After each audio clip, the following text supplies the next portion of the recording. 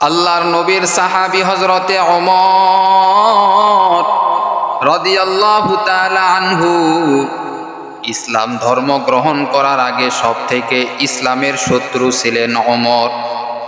যেই ওমর আমার নবীকে দুইটা চক্ষু দ্বারা দেখতে পারতেন না, যে ওমর নবীজির কথা শুনলেই তার মেজাজটা গরম হয়ে যাইত। এরে আল্লাহর বান্দা, ওই ওমর কোরআনের ছোঁয়া পাওয়ার কারণে ওমর দামি হয়ে গেলেন, ইসলামের মধ্যে প্রবেশ করলেন। শুধুমাত্র কোরআনের কারণে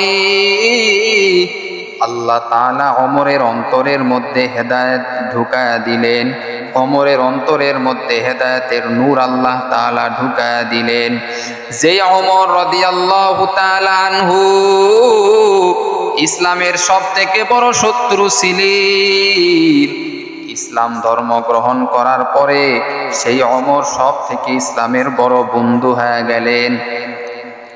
একবার খলিফাতুল মুসলিমিন হযরতে ওমর রাদিয়াল্লাহু তাআলা আনহু ইসলাম ধর্ম গ্রহণ করার আগে একবার আল্লাহর রাসূলকে হত্যা করার জন্য তরবারি নিয়ে যাইতেছেন।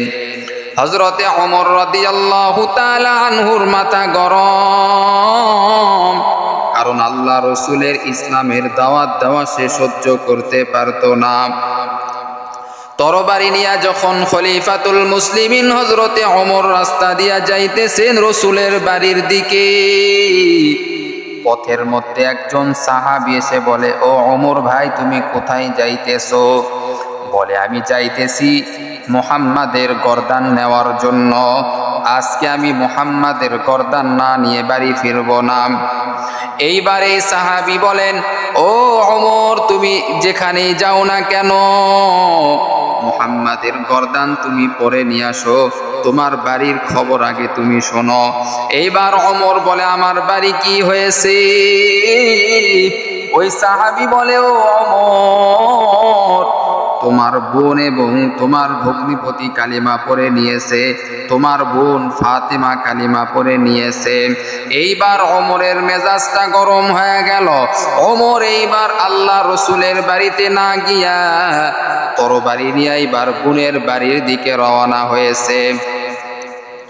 এইবার ওমর মাথাটা গরম করিয়া এইবার বোনের বাড়ির দিকে রওনা। যখন এইবার বোনের বাড়ির দরওয়াজায় যখন চলে গেলেন, গুনগুন করে আওয়াজ শুনতে পাইলেন। এটা তো সাধারণ কোনো কিতাবের আওয়াজ নয়, এটা হলো আল্লাহ তাআলার কালাম, কোরআনের আওয়াজ পাওয়া যায়। ওমর এইবার বলে, এ বোন, তুমি দরওয়াজা খুলে দাও। বোন এইবার দরওয়াজা খুলে দিল। ওমরের মাথাটা গরম হয়ে গেল। ও বোন, তুমি নাকি কালিমা পড়ে মুসলমান হয়েছো? ওমরের বোন ফাতেমা বলে, ও ভাইজান, আমি কালিমা পড়ে মুসলমান হয়েছি রে ভাই, কারণ ইসলাম ধর্ম হলো সত্য ধর্ম, আর বাদবাকি যত ধর্ম রয়েছে সবগুলি হলো মিথ্যা ধর্ম। আমি কালিমা পড়ে মুসলমান হয়েছি। ওমর বলে, এখনই তুই কালিমা ছাড়, যদি তুই না ছাড়ো তাহলে তোর মাথা আমি আলাদা করে দিব দেহ থেকে। বোন বলে, ভাইজান, তুমি আমার মাথা আলাদা করে দাও, কোনো বাধা নাই, আমার জীবন তুমি নিয়ে যাও, তারপরেও কোনো বাধা নাই, তারপরেও আমি কালিমা ছাড়তে রাজি নাই। এইবার ওমর বলে, বোন রে, তুমি এতক্ষণ ধরে কি পড়তেছিলা? এইবার ওমরের বোন ফাতেমা বলে, ও ভাইজান, আমি আল্লাহর কালাম কোরআন পড়তেছিলাম। ওমর এইবার বলে, আমি এই কোরআনকে আগুন দ্বারা পুড়াইয়া দিব, এই কোরআনকে আমি ফালায়া দিব বাহিরে, ডাস্টবিনে আমি ফালায়া দিব, কারণ এই কোরআন তো আমি তোমাকে পড়তে দিব না।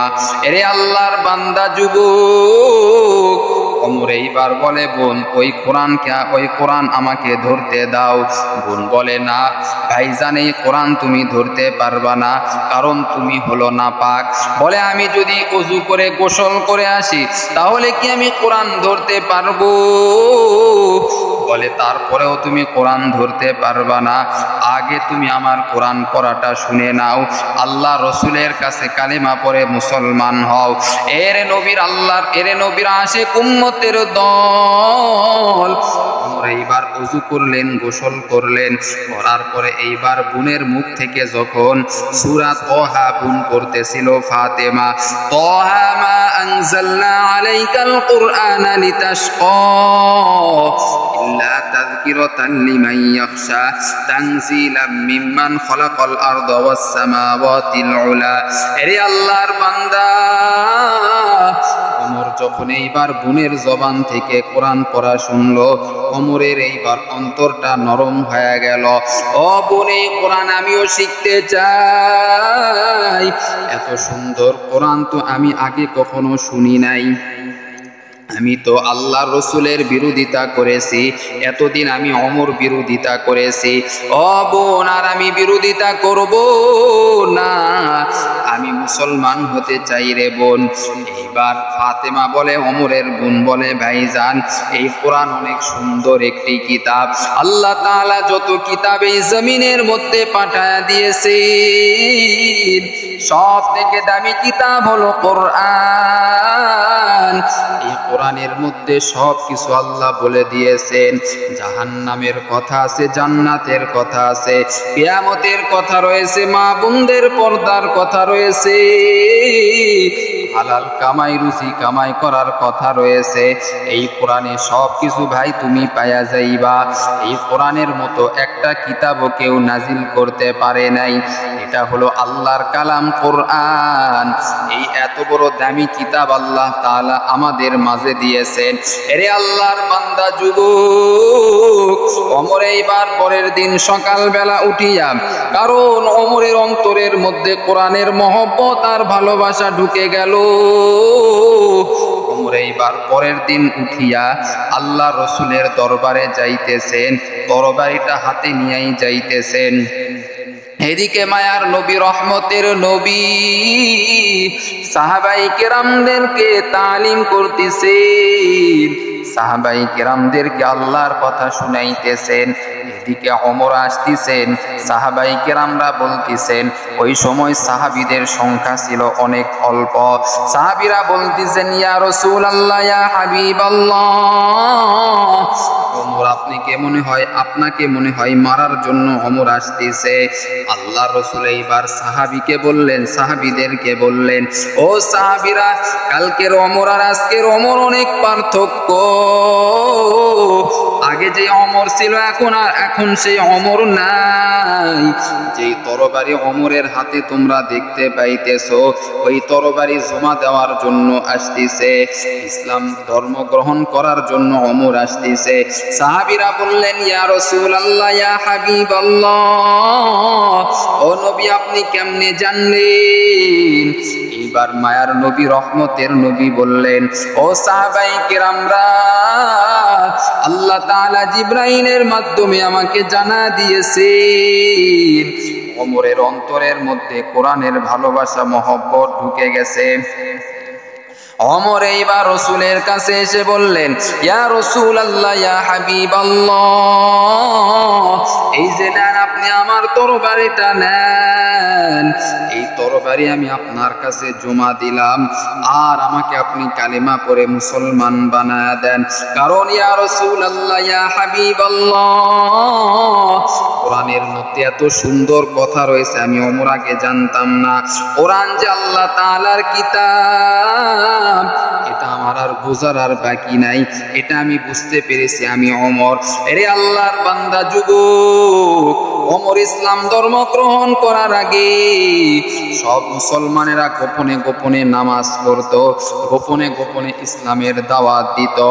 ওমর যখন ইসলাম ধর্ম গ্রহণ করলো, গ্রহণ করার পরে এবার মক্কার জমিনে দাঁড়াইয়া কাফেরদেরকে লক্ষ্য করে বলেন, ওরে কাফেরের দলেরা, কাফেরের দলেরা, আজকে থেকে আমি অমর ইসলাম ধর্ম গ্রহণ করেছি। আজকে থেকে কোনো মা যদি তার সন্তানকে যদি হারাইতে চায়, সে যেন তার সন্তানকে যেন আমি ওমরের কাছে পাঠা দেই যুদ্ধের জন্য। নবীর উম্মতের দল ওমরকে দেখিয়া কাফেররাও কাঁপত, কারণ ওমরের কাছে আল্লাহ তাআলা এত শক্তি দিয়েছিলেন। এরে আল্লাহর বান্দা, এটা কোন শক্তি জানো?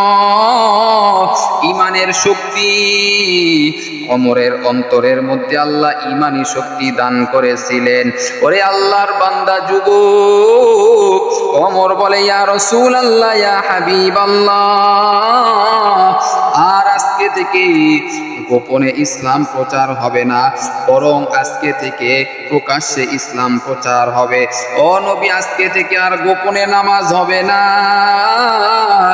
আজকে থেকে আমি ওমর বলে দিলাম, আজকে থেকে প্রকাশ্যে নামাজ হবে, প্রকাশ্যে নামাজ হবে। যেই কাফের যুদ্ধ করতে চায়, আমি ওমরের সঙ্গে মোকাবেলা করতে চাই, আমি ওমর প্রস্তুত রয়েছি।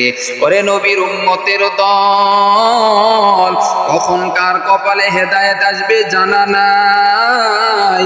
যেইভাবে ওমরের অন্তরের মধ্যে আল্লাহ হেদায়েতের নূর দিয়েছিল, তুমি এত গুনাহ করেছো রে বাবা, এই গুনার দ্বারা একটু অনুতপ্ত হয়ে যাও, এই গুনার দ্বারা একটু অনুতপ্ত হয়ে যাও। কারণ এই গুনাহ নিয়ে আল্লাহর দরবারে যাওয়া যাবে না। এই গুনাহ নিয়ে যদি তুমি যাও আল্লাহর দরবারে, আল্লাহ রাসূল বলবেন, ও আমার উম্মত, দুনিয়াতে তোমাদের জন্য কত কান্নাকাটি করেছি, দুনিয়াতে তোমাদের জন্য, আমার উম্মতের জন্য তায়েফের ময়দানে কত রক্ত ঝরাইছি। আজকে দেখি আমার উম্মতের আমলের এই অবস্থা। আমার উম্মতের আমলের ডায়েরিতে কোনো আমল নাই, আমার উম্মতের আমলের ডায়েরিতে নামাজ নাই, আমার উম্মতের আমলের ডায়েরিতে রোজা নাই, আমার উম্মতের আমলের ডায়েরিতে যাকাত নাই। ও আমার উম্মতেরা, তোমরা কেন গুনাহ নিয়ে কবরে আসছো? ওরে আল্লাহর বান্দা যুবক, ও পর্দার অন্তরালের আম্মা জানেরা, ও মা বোনেরা, ও মা, একজন সন্তানকে হাফেজ বানাও, একজন সন্তানকে আলেম বানাও। তোমার মতো মা নামাজি রে মা, তোমার মতো কত মা আছে স্কুলে পড়ে নামাজ পড়ে, তোমার মতো কত বোন আছে স্কুলে পড়ে নামাজ ছাড়ে না, তোমার মতো কত বোন আছে স্কুলে পড়ে তারপরেও পর্দা করে। ওরে বোন, তুমি কেন পারবা না? বোনটা কি চাই না আল্লাহর জান্নাতে যাইতে? আল্লাহ তাআলা বলেন, ওই জান্নাত কত সুন্দর করে বানাইছি। বান্দা জান্নাতে যাওয়ার পরে যেটা বান্দা তুমি ইচ্ছা করবা, ইচ্ছা করতে দেরি আল্লাহ জান্নাত তোমার মনের আশা পূরণ করতে দেরি করবে না। ও মা, দুনিয়াটা কিছুই নয় রে মা। যারা সর্বদা ভালো খাবার খায়, ওই বান্দাও একদিন অন্ধকার কবরে যাবে। যে কষ্টের সাগরে হাবুডুবু খাইতেছে, সেও একদিন কবরে যাবে, মৃত্যু হবে। এরে আল্লাহর বান্দিরা, ও বান্দিরা, আল্লাহ তাআলার নাফরমানি করিও না রে মা। ও বোন, তোমার চরিত্র তুমি সুন্দর করে নাও, পর্দা করিয়া দুনিয়াতে চলাফেরা করো, নামাজ পড়ো, পিতা মাতার খেদমত করো, স্বামীর খেদমত করো, আল্লাহর কাছে দোয়া করো, হে মালিক তুমি আমার নেককার স্বামীর ব্যবস্থা করে দাও। আরে মা, যদিও দুনিয়ার বুকে অনেক টাকাওয়ালার সঙ্গে বিবাহ হইলে টাকা পাইবা, কিন্তু মা, টাকা হইলেই তোমার শান্তি হবে না, বরং টাকাই হলো অশান্তির কারণ। যার যত টাকা তার তত অহংকার, যার যত টাকা তার তত অহংকার। ওরে আম্মা জানেরা, চিন্তা করিয়া চলো, আর মুরব্বীদের সঙ্গে বেয়াদবি করিও না, আলেম উলামাদের সঙ্গে বেয়াদবি করিও না। যারা আলেম উলামাদের সঙ্গে বেয়াদবি করবে, আল্লাহ তাআলা তাদেরকে ধ্বংস করে দিবে। যারা নেককারদের সঙ্গে যারা বেয়াদবি করবে, আল্লাহ তাদেরকে ধ্বংস করে দিবে। যারা আল্লাহওয়ালাদের সঙ্গে খারাপ ব্যবহার করবে, আল্লাহ তাদেরকে ধ্বংস করে দিবে। আল্লাহ আল্লাহওয়ালা হওয়ার চেষ্টা করো। ও মা বোনেরা, আল্লাহওয়ালা হওয়ার জন্য মাদ্রাসায় পড়া লাগে না। আল্লাহওয়ালা যদি হতে চাও স্কুলে পড়িয়াও হইতে পারবারে বোন। আল্লাহওয়ালা যদি হইতে চাও, তোমার মনের ইচ্ছা, তুমি যদি গুনাহ থেকে বেঁচে থাকো, আল্লাহ তোমার উপর খুশি হয়ে যাবেন। তুমি যদি নেক আমল করো, আল্লাহ খুশি হয়ে যাবেন। ওরে আম্মা জানেরা, ওরে আল্লাহর বান্দি যুবক ভাই, ও পর্দার অন্তরালের আম্মা জানেরা, আল্লাহ তাআলা আপনাকে কত সম্মান দান করেছে। ও আম্মা জান, একটু মনে মনে একটু মনের আশাটা একটু আল্লাহ তাআলার কাছে বলেন। ও আল্লাহ, আমার যে সন্তান হবে আমার গর্ভ থেকে, এই সন্তানকে আমি আলেম বানাইব, এই সন্তানকে আমি দিনদার বানাইব, এই সন্তানকে আমি হাফেজ কোরআন বানাইব রে আল্লাহ। নিজে হাফেজ হতে পারি নাই, কিন্তু সন্তানকে হাফেজ বানাইব। নিজে হাফেজ হতে পারি নাই, অন্য হাফেজদেরকে মহব্বত করব। নিজে আলেম হতে পারি নাই, অন্য আলেমদেরকে মহব্বত করব। নিজে না হইতে পারলেও যদি অন্য হাফেজ আলেমদেরকে মহব্বত করো, আল্লাহ তাআলা ওই হাসরের ময়দানে আল্লাহ তাআলা ওই হাফেজকে বলবে, তোমাকে কে কে মহব্বত করেছে দুনিয়াতে? হাফেজ বলবে, অমুক ব্যক্তি আমাকে মহব্বত করেছে। আল্লাহ বলবেন, ওই ব্যক্তিকে ডাক দাও। এইবার ওই ব্যক্তিকে ডাক দেওয়া হবে। আল্লাহ বলবেন, ও বান্দা বান্দিরা, যাও এই হাফেজের সঙ্গে জান্নাতে চলে যাও, ওই আলেমের সঙ্গে জান্নাতে চলে যাও। আবার হাফেজদের মাদেরকে কত সম্মানিত করা হবে, আলেমদের মাদেরকে কত সম্মানিত করা হবে। আল্লাহ তাআলা বলবেন, ও হাফেজের মা, ও আলেমের মা, আজকে তোমার সন্তানকে শুধু একা একা জান্নাতে দিব না, বরং তোমাদের সহ জান্নাতে দিব। ও আম্মা জানেরা, ওই মা কত ধন্য, যেই মার সন্তানেরা আল্লাহর ভয় অন্তরে রাখে, যেই মার সন্তানেরা কোরআনের হাফেজ হয়, আলেম হয়, 5 ওয়াক্ত নামাজ পড়ে, তাহাজ্জুদের নামাজ পড়ে। ও পর্দার অন্তরালের আম্মা জানেরা, ও পর্দার অন্তরালের আম্মা জানে না, গুনাহ নিয়া কবরে যাইও না রে মা, গুনাহ নিয়া কবরে যাইও না। দুনিয়ার সাধারণ শাস্তি তুমি আমি সহ্য করতে পারি না, কবরের শাস্তি কিভাবে সহ্য করব? কবরের শাস্তি সহ্য করার মতো ক্ষমতা তোমার আমার নাই। ও পর্দার অন্তরালের আম্মা জানেরা, গুনাহ থেকে বাঁচো, মোবাইলের গুনাহ থেকে তুমি বাঁচার চেষ্টা করো, মোবাইলের গুনাহ থেকে তুমি বাঁচার চেষ্টা করো। আল্লাহ তাআলা বলেন, ও বান্দা, জাহান্নামের আগুন বড় ভয়ঙ্কর, ওই জাহান্নামের আগুন সহ্য করতে পারবা না। জাহান্নামের আগুন হাতে লাগলে শুধু হাত পুড়ে যাবে না, পুরা শরীরটা পুড়ে সারকার হয়ে যাবে। ও পর্দার অন্তরালের আম্মা জানেরা, ও যুবক ভাই, একটু মনে মনে চিন্তা করো, তুমি যে বিবাহ করবা, নেককার মেয়ে দেখে বিবাহ করো। তুমি চিন্তা করো, আমার বিবিটা যেন নেককার হয়। ও আল্লাহ, নেককার বিবি যদি পাই, সন্তানগুলিও নেককার হবে। আর যদি বিবি যদি বেপরদায় চলে, সন্তানও বেপরদায় চলবে। ও আল্লাহর বান্দা যুবক ভাই, দুনিয়াতে আর কতদিন বাহাদুরি করবা, মাস্তানি করবা? কম মাস্তানি তো আর করো নাই, কম বাহাদুরি তো আর করো নাই। ফেরাউনের দিকে তাকাও, ফেরাউনকে আল্লাহ তাআলা এত পাওয়ার দিয়েছেন, তারপরেও ফেরাউন দেখো আজকে সে লাশ হয়ে আছে। নমরুদকে আল্লাহ তাআলা এত পাওয়ার দিয়েছিলেন, আজকে নমরুদের অবস্থা দেখো। ছোট্ট একটা নেংরা মশা দ্বারা নমরুদকে আল্লাহ ধ্বংস করে দিলেন। এ আম্মা জানেরা, ও যুবক ভাই, টাকার বড়াই করিও না। ও যুবক ভাই, আজকে তুমি কোটি কোটি টাকার মালিক, কালকে তোমার কাছে টাকা নাও থাকতে পারে। আল্লাহ তাআলা কখন কাকে কি করে দিবে বলা যাবে না। আল্লাহ তাআলা বলেন, বান্দা, আমি আল্লাহ যেমন তোমাকে টাকা দিয়েছি, এই টাকাটা আমি আল্লাহ আবার নিয়েও নিতে পারি সঙ্গে সঙ্গে। আল্লাহ বলে, বান্দা ধৈর্য ধারণ করো, নেককারদের সঙ্গে থাকো। ইয়া আইয়ুহাল্লাযীনা আমানু ও আনফুসাকুম ওয়া আহলিকুম নার। আল্লাহ বলেন, ও বান্দা, নিজেরা জাহান্নামের আগুন থেকে বাঁচো, পরিবার আহালদেরকেও জাহান্নামের আগুন থেকে বাঁচাও। ও মা, তোমার সন্তান যদি পর্দা না করে, ওই সন্তানের কারণে মা তোমাকে জাহান্নামে যাইতে হবে। মা, তুমি শুধু পর্দা করলে হবে না, মেয়েটাকেও পর্দা করাইতে হবে, ছেলেটাকেও দ্বীনের শিক্ষা দিতে হবে, 5 ওয়াক্ত নামাজ পড়াইতে হবে। সন্তানের বয়স যখন 10 বছর হয়ে যাবে, ওই সন্তানকে নামাজে নিয়ে যাও। আল্লাহ তাআলা বলে, বান্দা, এই নামাজ বড় ইবাদত।